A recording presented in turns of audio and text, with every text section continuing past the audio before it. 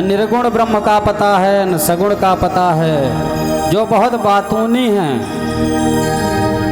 कि बातुल भूत विवश मतवारे, बातुल भूत विवश मतवारे, ते नहीं बोलहि वचन विचारे, ते नहीं बोलहि वचन विचारे, जिन कृत महा मोह मद पाना, जिन कृत महा मोह मद पाना, जिन कर कहा करिय नहीं काना, तिन कर कहा करिय नहीं काना, बातुल भूत विवश मतवारे, बातुल भूत विवश मतवारे। संसार में 3 प्रकार के व्यक्ति होते हैं। कौन कौन? बातुल, बातुल अर्थात बातूनी, बहुत बातें करते हैं, दुनिया की बातें उसके दिमाग में गूंजती रहती हैं।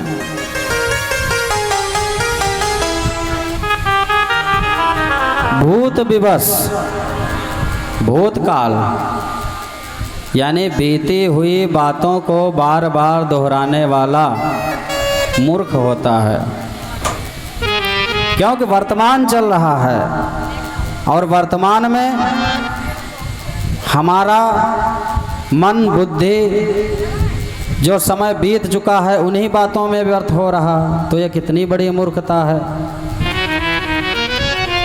हमारा वर्तमान भगवान की भक्ति में बीतना चाहिए, लेकिन बातूनी जो होते हैं वो बीती हुई घटनाएं बहुत सुनाते हैं, ये हुआ, ऐसा हुआ, वैसा हुआ, दुनिया की बातें उनसे सुन लो। तो एक बातुल जो बहुत बातें करने वाले, दूसरे भूत विवश, और जो भूत विवश हैं वो मर कर के भूत ही बनते हैं, क्योंकि दुनियादारी दिमाग में चलती रहती है, जीवन बीत जाता है और जब मर जाते हैं तो भूत ही बनते हैं। और तीसरे होते हैं मतवारे। मतवारे कौन? मतवारे अर्थात मतवाले, घर के मतवाले, परिवार के मतवाले, स्त्री के मतवाले, पुत्र के मतवाले,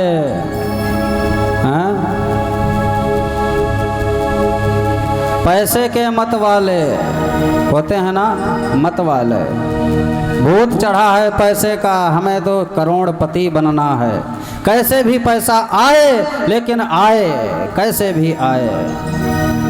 जिसकी ये प्रवृत्ति बन जाए, ये प्रवृत्ति अधर्म युक्त होती है, क्योंकि भगवान के भक्त कभी अधिक संपत्ति की चाह नहीं रखते। अधिक संपत्ति विपत्ति का दूसरा नाम है।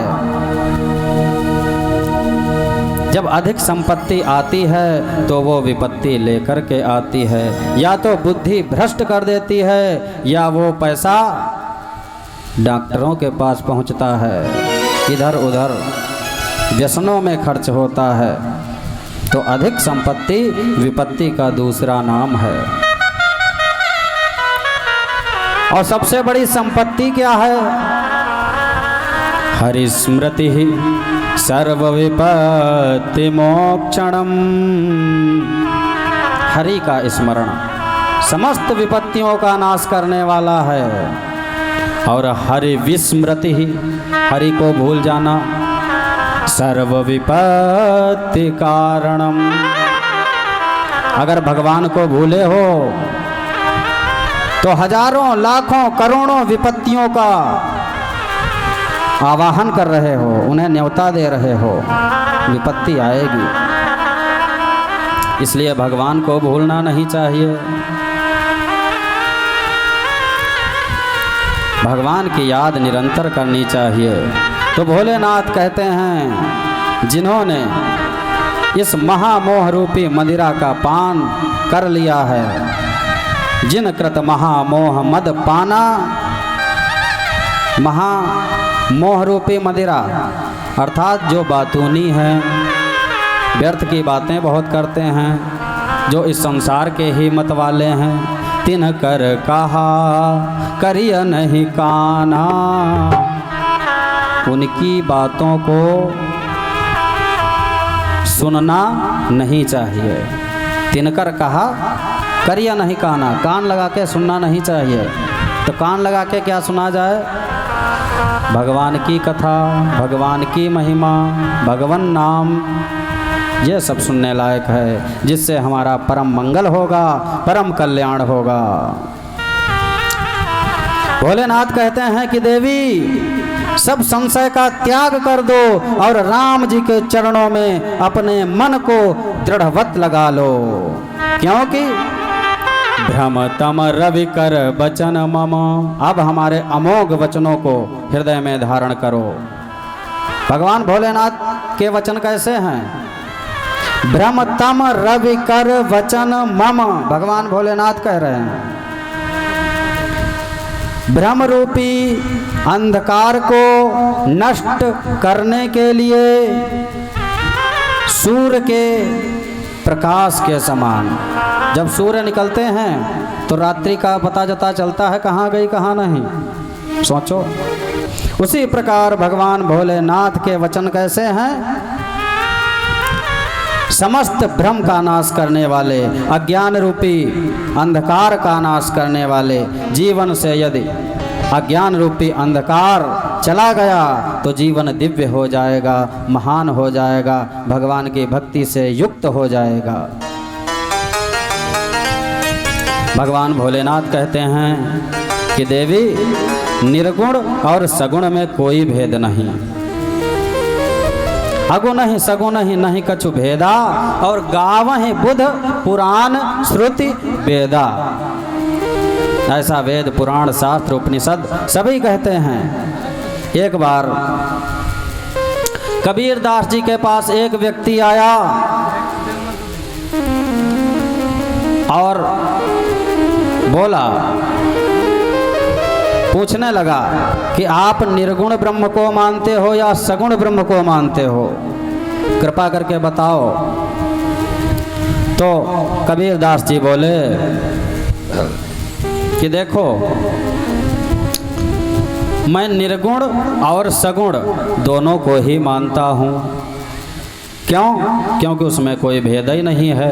भगवान भोलेनाथ कह रहे हैं अगुण ही सगुण ही नहीं कछु भेदा, निर्गुण और सगुण में कोई भेद नहीं है। तो कबीरदास जी ने क्या उत्तर दिया? कहते हैं सुनो कि निर्गुण है सो पिता हमारो, सगुण है महतारी, किसको निंदे किसको वंदे, दोनों पलड़ा भारी।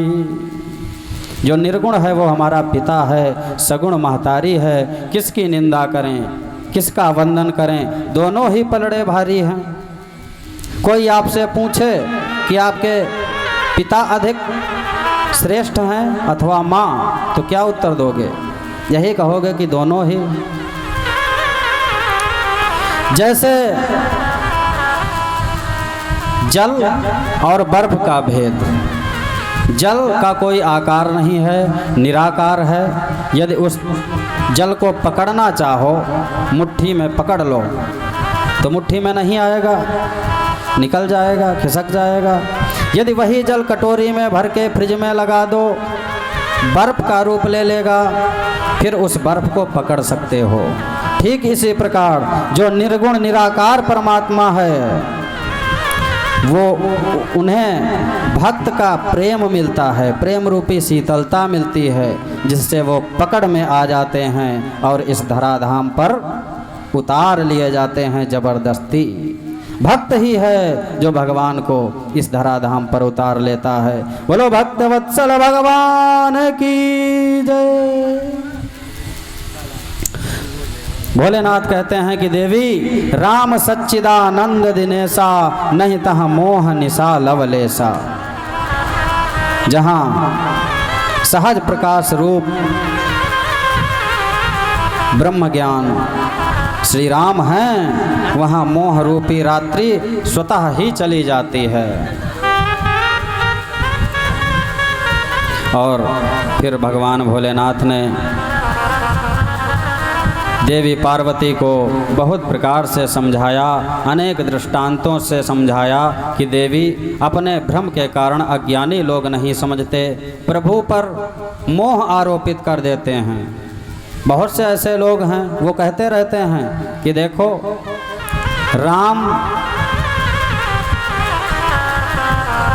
राम को देखो, जब सीता का हरण हुआ तो हा सीते करते हुए पीछे भाग रहे, तो वे संशय ग्रसित रहते हैं, तो वो अज्ञानी हैं।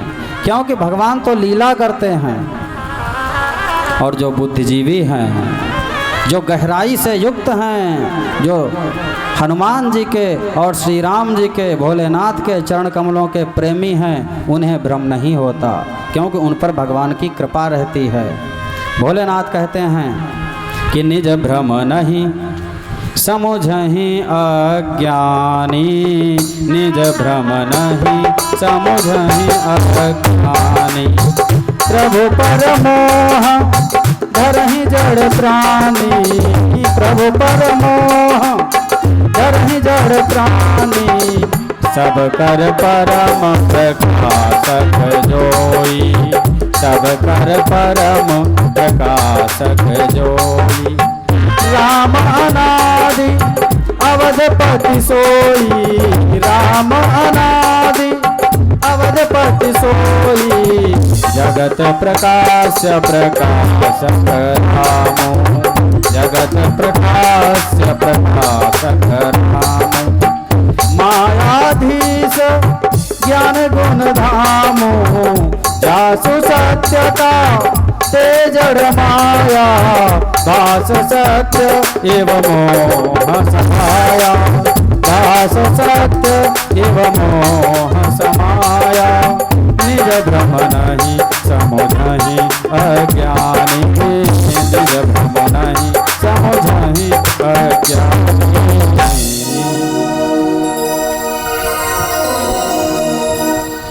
अपने ही भ्रम के कारण अज्ञानी व्यक्ति भगवान की महिमा को समझ नहीं पाते, और भगवान पर ही मिथ्या दोषारोपण मोह करने लगते हैं कि देखो ये भगवान है। अज्ञान हमारा है, लेकिन भगवान को समझ नहीं पा रहे। देखो जिसकी जितनी समझ होती है वह व्यक्ति उतना ही समझ पाता है। कौन समझाए किसी दीवाने को, एक जाता है तो 10 आते हैं समझाने को, वो भी बेचारा परेशान हो जाता है। जिसे लोग समझाते हैं क्योंकि उसके समझ में नहीं आता, उसकी समझ से परे है वो बात, तो वो भी कहता, परेशान हो जाता। अरे जो समझना नहीं चाहता उसे समझाना भी नहीं चाहिए, क्योंकि सब अपने अपने कर्मों का फल पाते हैं इस संसार में। लेकिन जीव मात्र को चाहिए कि सत्संग करे, भगवान की शरण में जाए, ताकि संशय भ्रम नष्ट हो जाए, प्रभु का विशुद्ध प्रेम मिल जाए और जीवन धन्य हो जाए। बोलो भक्त वत्सल भगवान की जय। भगवान भोलेनाथ कहते हैं कि देवी सुनो, जासु कृपा, ये जो भ्रम है ना वो भगवान की कृपा से मिट जाता है। जो भ्रम हमें 84 के चक्कर में फंसाता रहता है, कभी गधे सुगर कुत्ते चींटी अनेक प्रकार के जीव जंतु पेड़ पौधे, 84 लाख योनियां हैं, कहाँ तक गिनोगे। सब योनियों में भटकाता रहता है। उस भ्रम को नष्ट करने का एक ही उपाय है, क्या? भगवान की कृपा। वो भगवान की कृपा कैसे मिलती है? वो राम जी की कृपा हम पर उतरी, हमारे जीवन में आई, कैसे पता चले?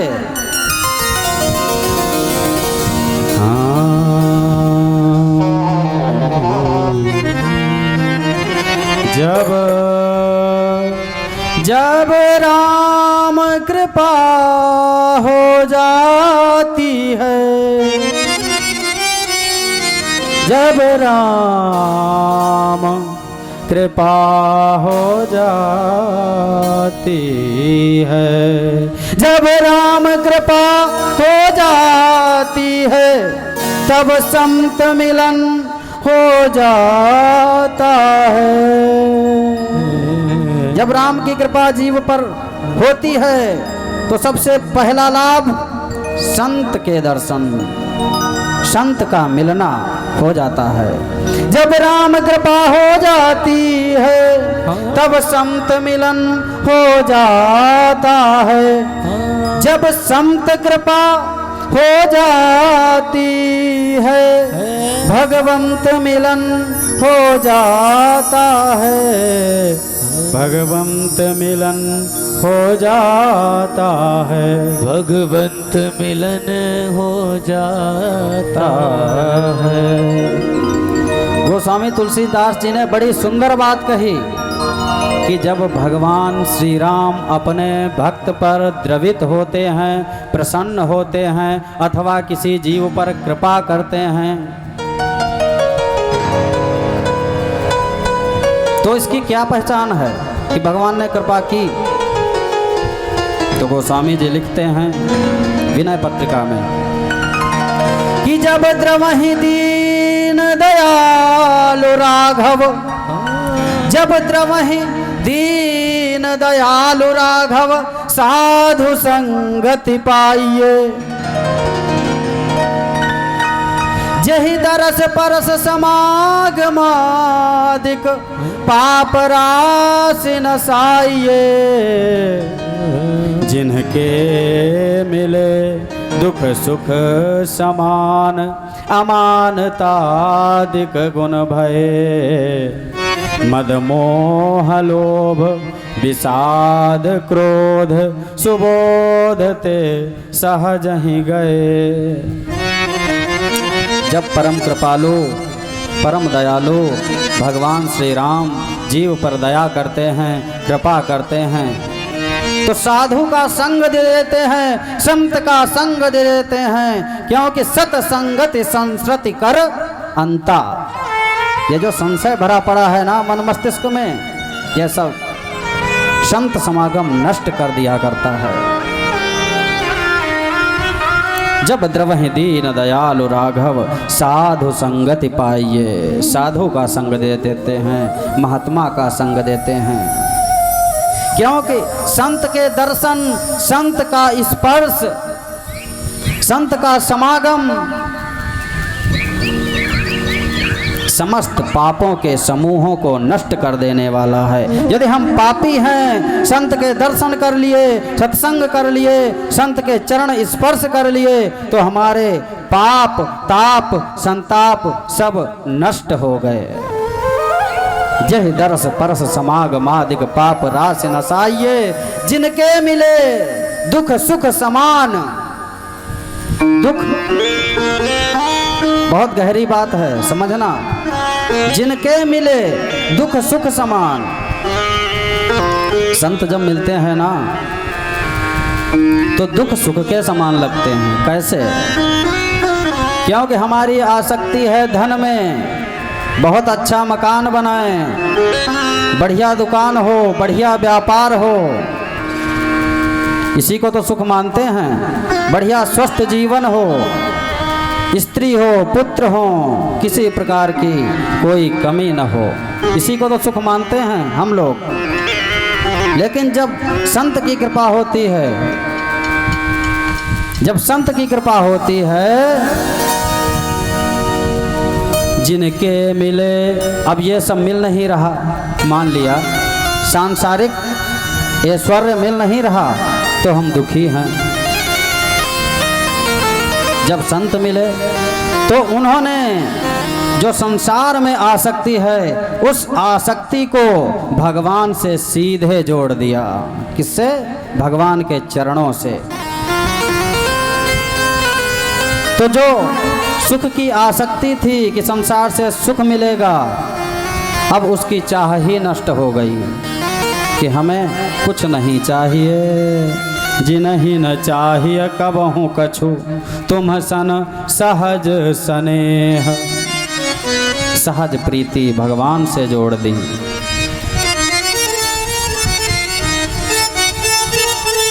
ये संत के दर्शन का लाभ है, ये संत के चरण स्पर्श का लाभ है, ये संत के समागम का लाभ है। संसार के भौतिक वस्तु व्यक्ति पदार्थों में हम सुख मान बैठे थे, वही सुख की वृत्ति संसार से हटा के भगवान के चरणों में जोड़ दी किसी सच्चे संत ने, किसी सच्चे महात्मा ने। तो अब आनंद ही आनंद आ गया, क्योंकि जो सुख है श्री राम भजन में, वो सुख नाही अमीरी में। हमारे जीवन के आधार, हमारे अंतर आत्मा के परमात्मा है श्री राम। उनसे जुड़े बिना कभी सुख की प्राप्ति नहीं होती। अंधकार बरु रबि नसावे, राम विमुख न जीव सुख पावे। भले ही अंधकार सूर्य को नष्ट कर दे, समझो बात को, भले ही अंधकार सूर्य को नष्ट कर दे, लेकिन राम से विमुख होकर कोई भी व्यक्ति, कोई भी जीव कभी सुख नहीं पा सकता। अच्छा, अंधकार भला सूर्य को नष्ट कर सकता है? नहीं। लेकिन तुलसीदास जी कहते हैं भले ही अंधकार सूर्य को नष्ट कर दे,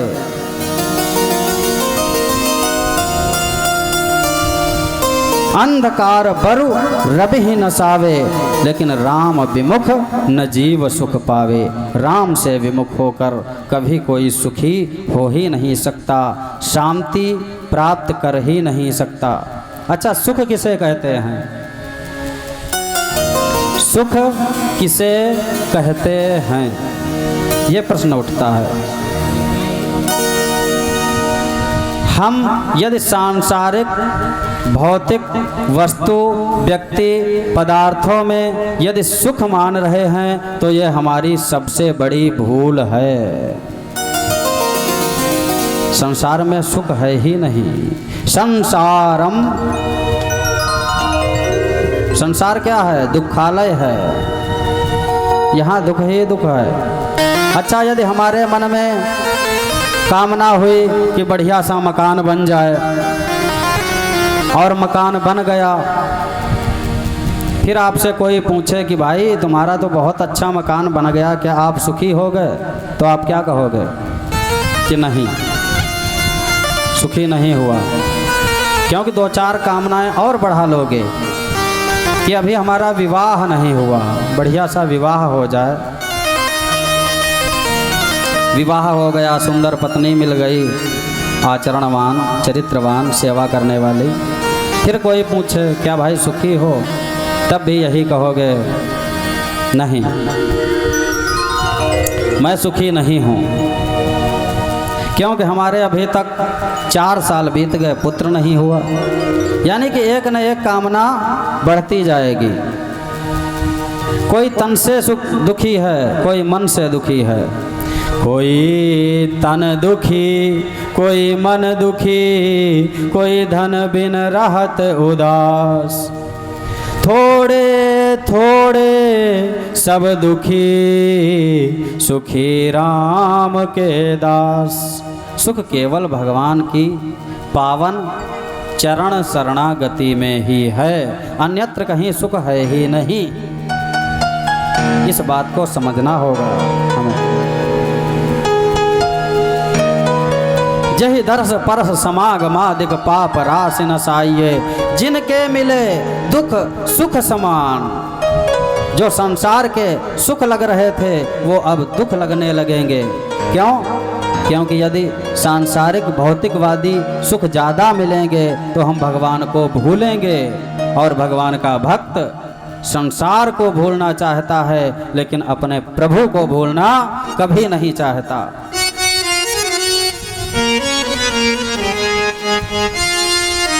भगवान को कभी भूलना नहीं चाहता।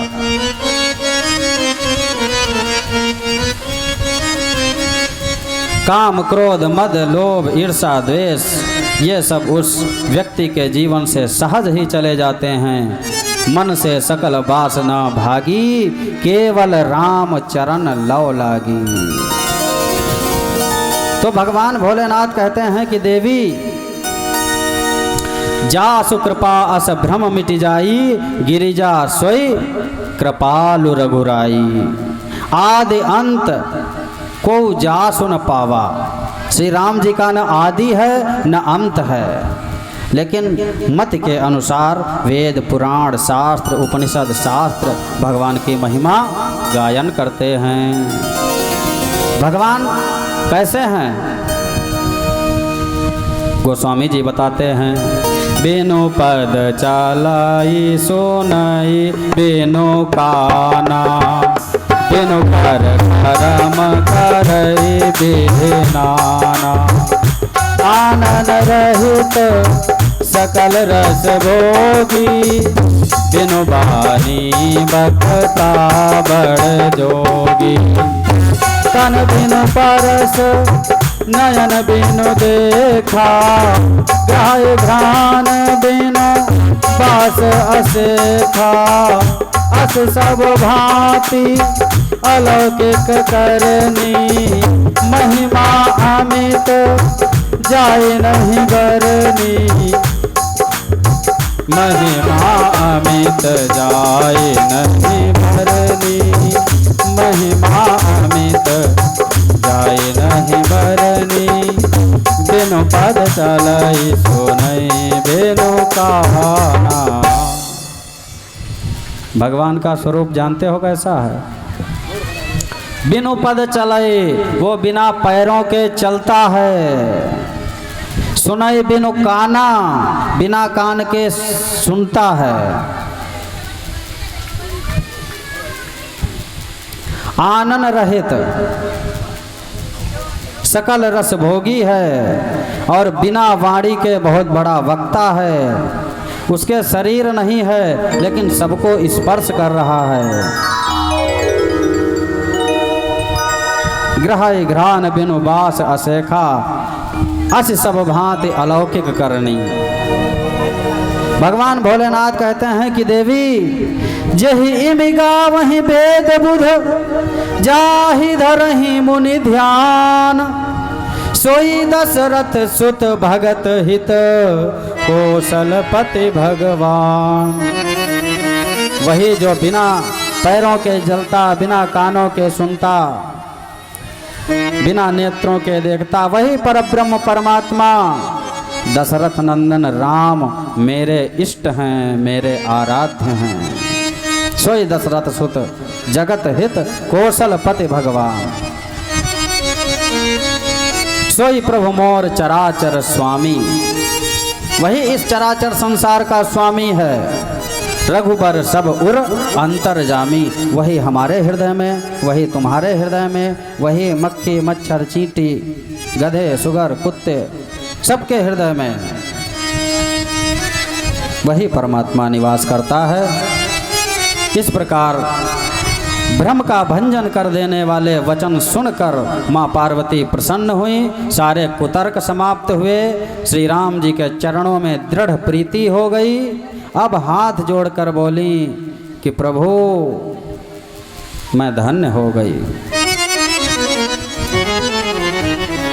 भगवान भोलेनाथ कहते हैं कि देवी अब तुम सुनो, तुम्हें कथा सुनाता हूँ। सुनहु राम अवतार चरित परम सुंदर अनघ। श्री राम जी के अवतार की कथा सुनो, जिनके चरित्र परम सुंदर हैं। इस संसार में सुंदर कौन? कोई नहीं सुंदर है। सुंदर तो केवल भगवान के चरित्र हैं, भगवान सुंदर हैं, भगवान के भक्त सुंदर हैं, भगवान के ग्रंथ सुंदर हैं, शास्त्र सुंदर हैं, संत सुंदर हैं, भक्त सुंदर हैं, बाकी सब सुंदर हैं, सुंदर कोई नहीं। भगवान से जो संबंधित हैं वही सुंदर हैं। सोई सुंदर सोई सुभग शरीरा, सोई सुंदर सोई सुभग शरीरा, सोई सुंदर सोई सुभग शरीरा, सोई सुंदर सोई सुभग शरीरा, जो छल छाड़ भरिया रघुबीरा, जो छल छाड़ भरिया रघुबीरा। वही सुंदर है इस संसार में, वही सौभाग्यशाली है इस संसार में, जो छल का परित्याग करके, क्योंकि मोह कपट छल छिद्र भावा भगवान ने कहा है। भगवान को कपट पसंद नहीं, छल पसंद नहीं, और छिद्र माने दोष, दूसरों में दोष निकालना, वो भी पसंद नहीं। तो इन सब को छोड़कर जो भगवान को भजता है वही सुंदर है, वही बुद्धिमान है, उसी का मंगल होता है, उसी का कल्याण होता है, वही भगवान को प्राप्त होता है। बोलो भक्तवत्सल भगवान की जय। तो भगवान भोलेनाथ कहते हैं कि देवी अब श्री राम कथा सुनो। जय जय राम कथा, जय जय राम कथा, जय श्री राम कथा, ओ जय जय राम कथा, जय श्री राम कथा। इसे श्रवण कर मिट जाती है, इसे श्रवण कर मिट जाती 100 जन्म जन्म की व्यथा। जय जय राम कथा, जय श्री राम कथा, ओ जय जय राम कथा, जय श्री राम कथा। श्री गोस्वामी तुलसीदास जी महाराज अपने मन को समझाते हुए कहते हैं कि हे मेरे मन, राम कथा कल कामद गाई, राम कथा कल, राम कथा कल कामद गाई, सजन सजीवन मोर सुहाई। बुध विश्राम सकल जन रंजन, बुध विश्राम सकल जन रंजन, राम कथा कल कर सब बंधन। तेरा परमार्थ बन जाए, तेरा परमार्थ बन जाए, तेरा परमार्थ बन जाए, तेरा परमार्थ बन जाए। श्री नारद कर जथा, जय जय राम कथा, जय श्री राम कथा, हो जय जय राम कथा, जय श्री राम कथा।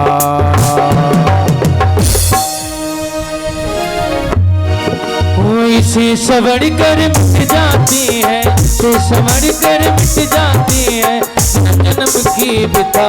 जय जय राम कथा, ओ जय श्री राम कथा, राम जय जय राम कथा, जय श्री राम कथा।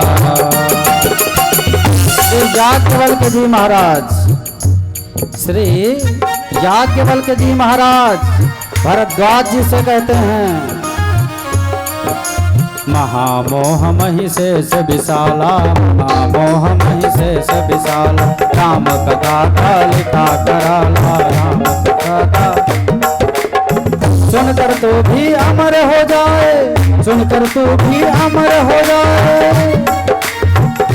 श्री राम कथा को जो सुनता है, राम कथा कोई साधारण कथा नहीं, यही अमर कथा है, अमर कर देने वाली कथा। जो राम कथा को सुनता है उसका दोबारा मरण नहीं होता। एक बार तो यह पंच भौतिक शरीर छूटेगा, लेकिन शरीर छूटने के बाद उस विशुद्ध परम तत्व में विलय हो जाओगे, अथवा जैसी तुम्हारी इच्छा होगी जैसी तुम्हारी रुचि होगी, क्योंकि राम सदा सेवक रुचि राखी। यदि दोबारा जीवन प्राप्त करना चाहोगे तो मनुष्य जीवन अवश्य मिलेगा। महामोह मही से सब साला, राम कथा कालिका कराला। सुनकर तू भी अमर हो जाए, सुनकर तू भी अमर हो जाए, श्री हनुमंत जथा। जय जय राम कथा, जय श्री राम कथा, जय जय राम कथा, जय श्री राम कथा।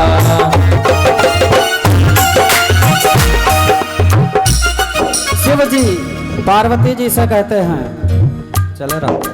शिव जी पार्वती जी से कहते हैं, राम कथा कले बिटप कुठारी, राम कथा कले बिटप कुठारी, सागर सुनु गिरिराज तुम्हारी। राम कथा कले सागर सुनु गिरिराज तुम्हारी, राम कथा सुंदर करतारी, संशय विहंग उड़ावनिहारी। राम कथा सुंदर करतारी, संशय विहंग उड़ावनिहारी। कर तू भी अमर हो जाए, सुनकर तू भी अमर हो जाए। अच्छा एक बात बताओ, पार्वती जी ने राम की कथा सुनी भोलेनाथ के द्वारा, तो अमर हो गई कि नहीं बताओ? अमर हो गए, क्योंकि जब सती रूप में थी तब अमर नहीं थी। उन्हें श्री राम में भ्रम हुआ, उसका दुष्परिणाम भी पाया, जीवित ही जलना पड़ा। उसके बाद हिमालय राज के यहाँ जन्मी, पुनः पति रूप में भगवान शिव मिले। लेकिन अब राम कथा कर रुचि मन माही, अब उनके मन में भगवान की कथा के प्रति बहुत रुचि है, बहुत प्रेम है। राम कथा सुनने में आनंद आ रहा है, मगन हो रही हैं। भोलेनाथ कहते हैं, राम कथा सुंदर करतारी, राम कथा सुंदर करतारी, संशय विहंग उड़ावनिहारी, संशय विहंग उड़ावनिहारी। तेरा भी संशय भागेगा, तेरा भी संशय भागेगा, मेरा भी संशय भागेगा, तेरा भी संशय भागेगा। पार्वती कर जगा, जय जय राम कथा हो, जय श्री राम कथा हो, जय जय राम कथा, जय श्री राम कथा।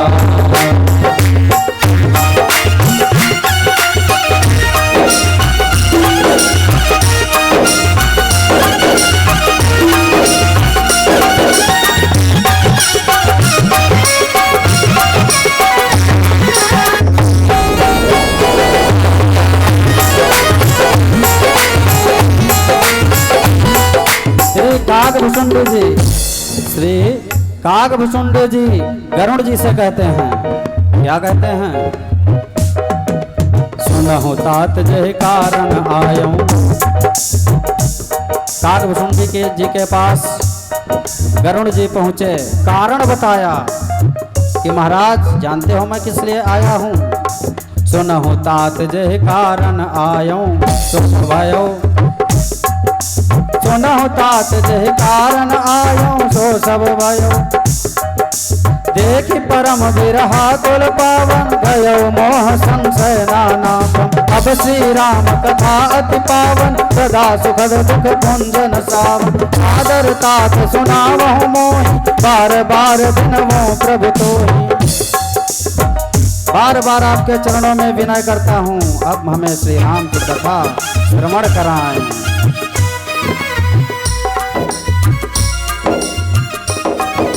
राम चरण रति जो चाह, भवा पद निर्वाण। राम चरण रति जो चाह, जो भी व्यक्ति इस संसार में श्री राम जी के चरणों में मति की रति चाहता है, अथवा मोक्ष पद निर्वाण पद चाहता है, उसे चाहिए राम कथा रति, राम चरण रति जो चाह, अथवा पद निर्वाण। भाव सहित सो यह कथा, करहु श्रवण पुट पान, करहु श्रवण पुट पान, करहु श्रवण पुट पान। जय जय राम कथा, जय श्री राम कथा हो, जय जय राम कथा, जय श्री राम कथा, जय जय राम कथा, जय श्री राम कथा, जय जय राम कथा, जय श्री राम कथा। इसे श्रवण कर मिट जाती है, इसे श्रवण कर मिट जाती है, इसे श्रवण कर मिट जाती है, इसे श्रवण कर मिट जाती है। सौ जन्म जन्म की व्यथा। जय जय राम कथा, राम कथा हो, जय जय राम कथा, जय श्री राम कथा हो, जय जय राम कथा, जय श्री राम कथा, कथा, जय श्री राम कथा हो, जय जय राम कथा, जय श्री राम।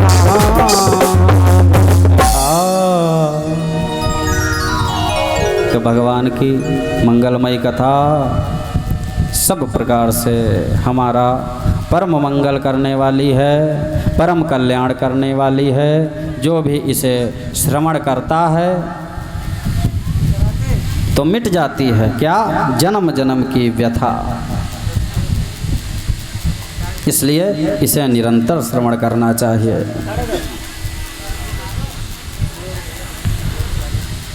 अब भगवान भोलेनाथ पार्वती से कहते हैं कि देवी, श्री राम जी का अवतार किस कारण होता है? उसके अनेकों कारण हैं, एक कारण नहीं, हजारों कारण हैं, लेकिन 4-5 कारण भगवान भोलेनाथ ने बताया।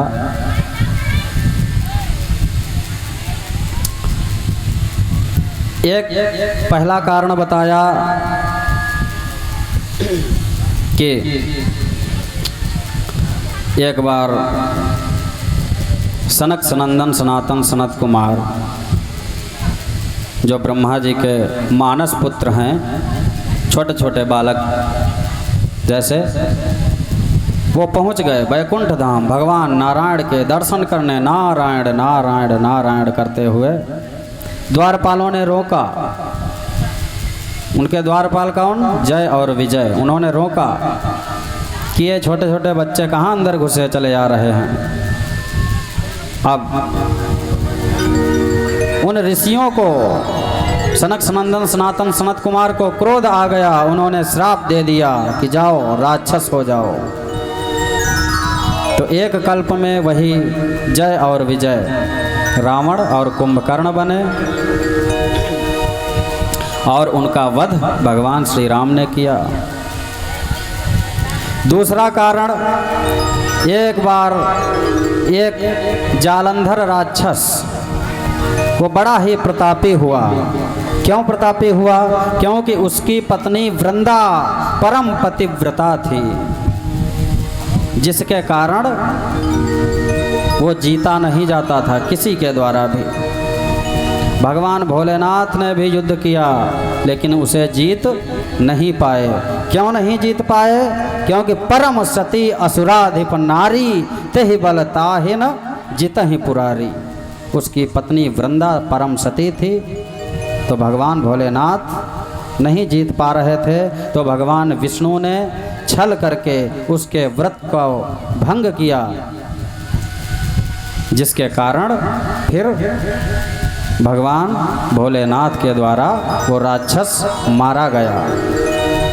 अब यहाँ पर प्रश्न उठता है, भगवान तो स्त्रियों के पतिव्रत धर्म की रक्षा करते हैं, फिर उन्होंने पतिव्रत धर्म भंग क्यों किया और कैसे किया? भगवान श्री हरि के तो युद्ध करने गया था वृंदा का पति जालंधर, इधर भगवान विष्णु जालंधर का रूप धारण करके आए। वो समझे कि हमारे पति आ गए। उसने माला पहनाई, तिलक लगाया, चरण स्पर्श किए, पति भाव रख करके।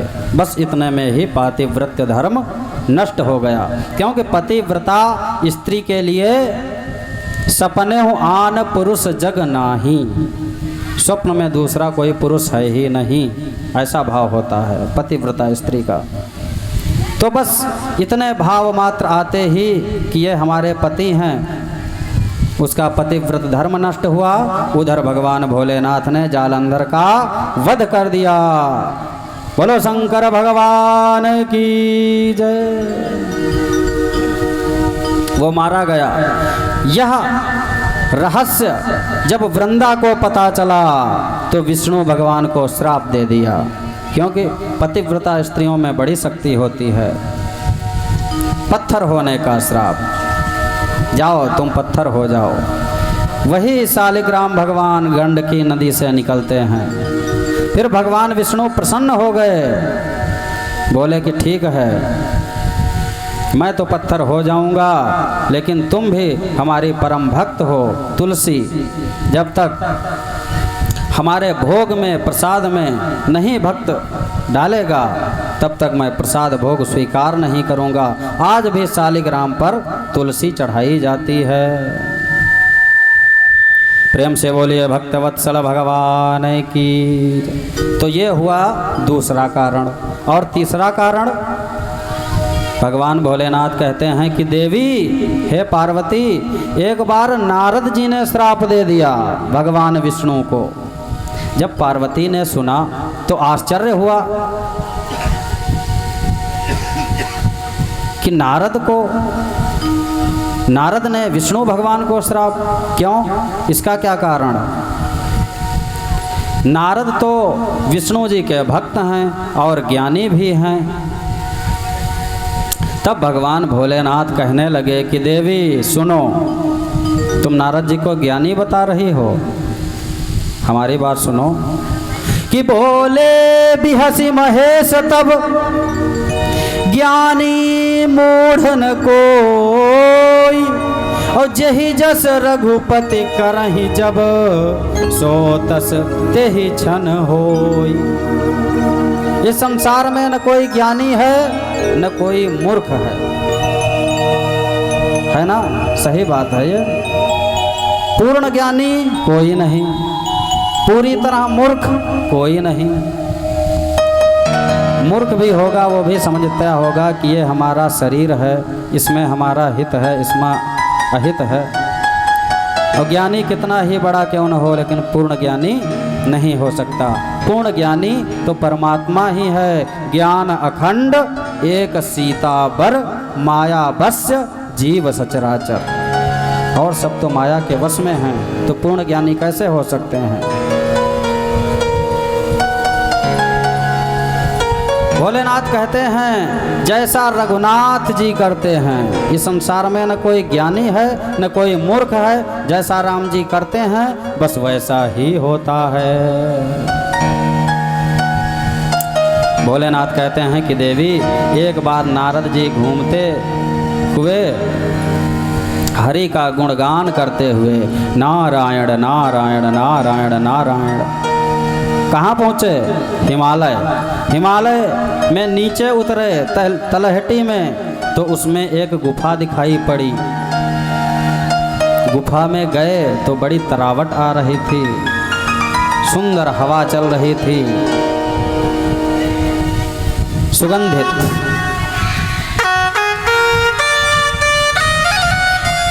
अब जब बहुत अच्छा उन्हें माहौल मिला तो भयो रमापत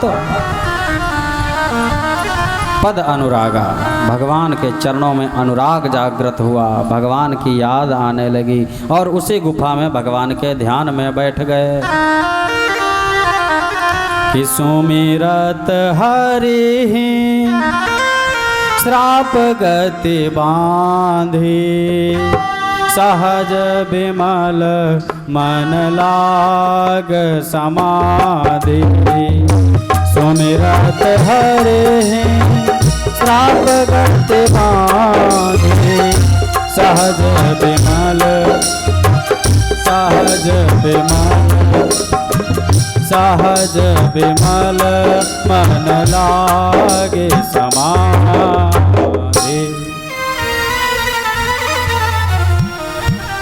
हरि का स्मरण किया, भगवान ध्यान में चित्त में चढ़ गए। उनका मन ऐसा भगवान में लगा कि श्राप की गति को अवरुद्ध कर दिया। नारद जी को दक्ष का श्राप लगा हुआ है, क्योंकि दक्ष के पुत्र जाते थे तपस्या करने। दक्ष भेजता कि जाओ तप करो, तपश्चर्या करके पुनः गृहस्थ जीवन व्यतीत करो। अब दक्ष के पुत्र जाते वन की ओर, लेकिन आते नहीं घर की ओर। क्यों नहीं आते? क्योंकि बीच में नारद जी मिल जाते। नारद जी यही कहते, अरे कहाँ हो भाई, कौन हो, कहाँ जा रहे हो? बताते, मैं दक्ष का पुत्र हूँ और तप करने गया था। तो बोले अब क्या करना है?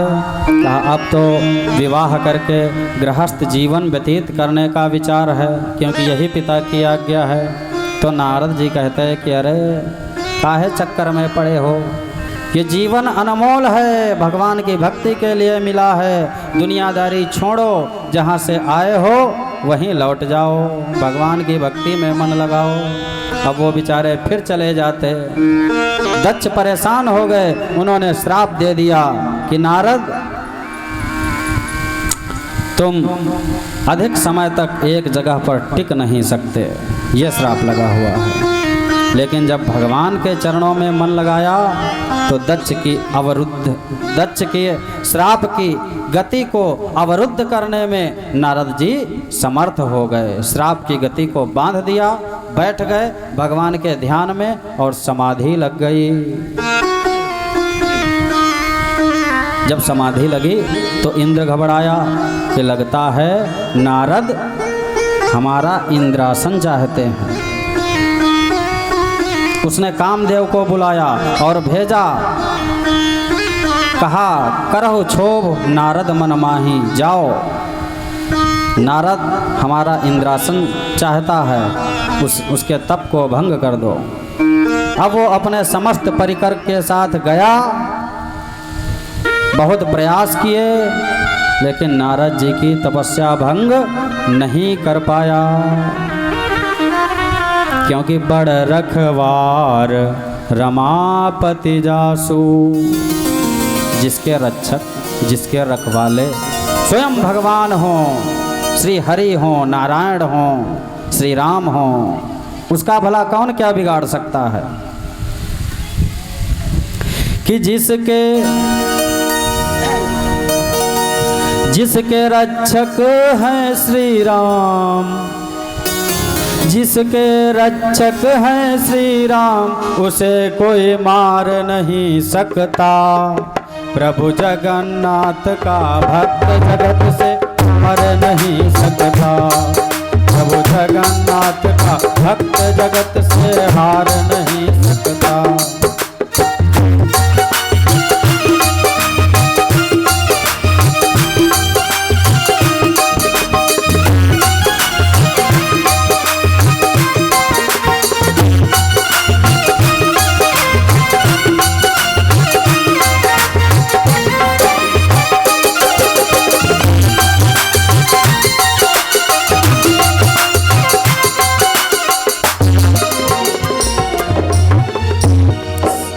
सारा जग हो एक ओर, चाहे संसार के सारे प्राणी सारी शक्तियां एक ओर हो जाएं। सारा जग हो एक ओर, सारी ताकत को लगा ले, चाहे जल में देह डुबा ले, अग्नि माही जला ले। सारा जग हो एक ओर, सारी ताकत को लगा ले, चाहे जल में देह डुबा ले, अग्नि माही जला ले। जिसको राम बचाएं, जिसे राम बचावें, जिसको राम बचावे उसे कोई बिगाड़ नहीं सकता। प्रभु जगन्नाथ का भक्त जगत से हार नहीं सकता। प्रभु जगन्नाथ का भक्त जगत से हार नहीं सकता।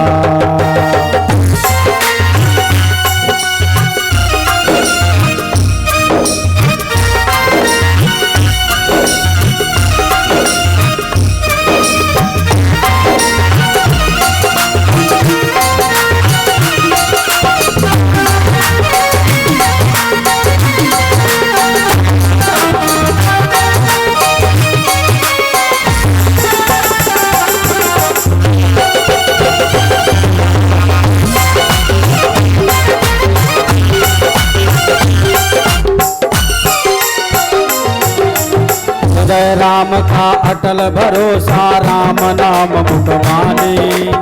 जय राम का हृदय में राम का दृढ़ विश्वास है, जिसे भगवान पर दृढ़ भरोसा, और मुख में श्री राम का मंगलकारी नाम। हृदय राम का अटल भरोसा राम नाम मुखवाणी। सद्गुरु कृपा सतत सर पर कर कमल अभय वरदानी। हृदय राम का अटल भरोसा राम नाम मुखवाणी। सद्गुरु कृपा सतत सर पर कर कमल अभय वरदानी। वह और किसी के आगे, वह और किसी के वह और किसी के आगे हाथ पसार नहीं सकता। प्रभु जगन्नाथ का भक्त जगत हार नहीं सकता। प्रभु जगन्नाथ का भक्त जगत से हार नहीं सकता।